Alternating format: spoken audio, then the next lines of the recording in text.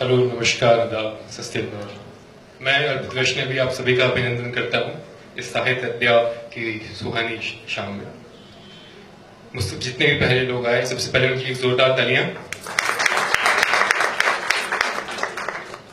मैंने पहली बार कोशिश की है कुछ लिखने की। एक परिपक्व कलम कैसे लिखती है उसका जायका लीजिएगा, और अगर आपको अच्छा लगे तो ताली जरूर बजाइएगा, मुझे बताइएगा, मुझे लग जाएगा आपको समझ में आ गया। कोशिश ये है कि आप ही के जिंदगी से कुछ दृश्य चुराऊंगा, आप ही को सौंप दूंगा। ना मेरा कुछ था, ना मेरा कुछ है, ना मेरा कुछ रहेगा। ना मेरा कुछ था, ना मेरा कुछ है, ना मेरा कुछ रहेगा। आपके बड़ों का आशीर्वाद था, आपका साथ है, आपके आगे आने वालों का विश्वास रहेगा।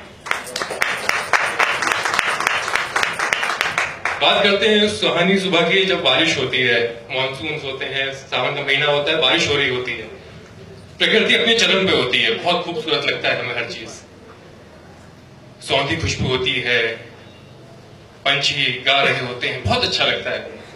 उन्हीं में कहीं बीच में आप देखते हैं कि आपके घर के सामने एक अखबार पड़ा होता है, आपके रोजमर्रा का अखबार होता है, और थोड़ा भीगा सा होता है। अखबार और एक दिल के जरिए मैं आपको दिखाऊंगा कि कैसे एक हमारे इंसान का दिल अखबार के जैसा होता है। कविता का शीर्षक है बारिश का अखबार। भीगा भीगा बुझा बुझा सा नासाज दिल, भीगा भीगा बुझा बुझा सा नासाज दिल, जैसे बारिश का अखबार। धुली हुई स्याही और एहसासों की लुप्ति के साथ, धुली हुई स्याही और एहसासों की लुप्ति के साथ सिमटा सिकुड़ा बोझिल सा हो चला, सिमटा सिकुड़ा बोझिल सा हो चला। टपकती बूंदें, धूमिल शब्द, हर चित्र एक दूसरे में मिला। अंतर्मन के आंगन में किसी कोने में रखकर मैं बढ़ गया, अंतर्मन के आंगन में किसी कोने में रखकर मैं बढ़ गया। धूप निकलने के इंतजार में अखबार में रख गया। शाम को लौटा, शाम को लौटा तो अखबार पर पड़ी नजर। सोचा क्या है कुछ नया, कुछ तो हुआ होगा इधर उधर। टटोले जरा अखबार को, देखें तो क्या है छपा, टटोले जरा अखबार को, देखें तो क्या है छपा। समस्त विचारों ने आज क्या नवीन रचा। झूठ की अलमारी के पास, झूठ की अलमारी के पास अपने काले पानी में ठिठुरा पड़ा था। झूठ की अलमारी के पास अपने काले पानी में ठिठुरा पड़ा था। ऊपर से कुछ सूखा, अंदर से अब तक नम हो रहा था। किनारे उसके फट चुके थे, किनारे उसके फट चुके थे।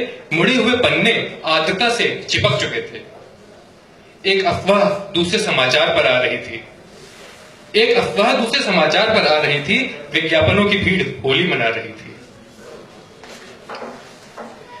अब अगली पंक्ति आपको देता हूं, समझिएगा उसको।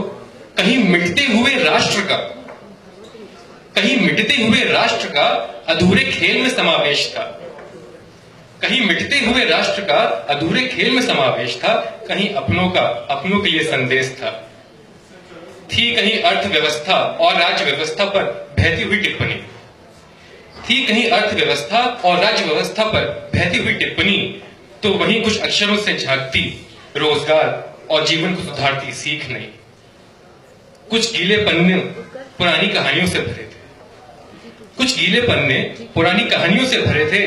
तमाम लेखक अपने शब्दों से बड़े थे। दो के लेखन में मर्म था, एक के में कर्म था, तो एक का मिजाज भी गर्म था। कई पढ़ने वालों की भी रिश्ती भावनाएं थी, कई पढ़ने वालों की भी रिश्ती भावनाएं थी।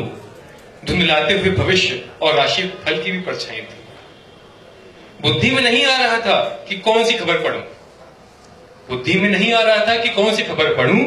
कोई तो प्रश्न होगा जिसको मैं समझ सकूं। ये उधेड़ बुन रात भर चलता रहा, ये उधेड़ बुन रात भर चलता रहा। नए अखबार को प्रकाशित करने का समय हो चला। सोचा फिर निकलेगी धूप, आएगा फिर अखबार। सोचा फिर निकलेगी धूप, आएगा फिर अखबार, और ये वाला अखबार रद्दी हो चला। अब इस अखबार का ना कोई मूल्य है, सिर्फ बिछाने और झाड़ने के तुल्य है। फिर भी हर पन्ना अपने में रोचक कहानी है, फिर भी हर पन्ना अपने में एक रोचक कहानी है। रे अखबार, तेरी एक ही दिन की जिंदगानी है। शुक्रिया।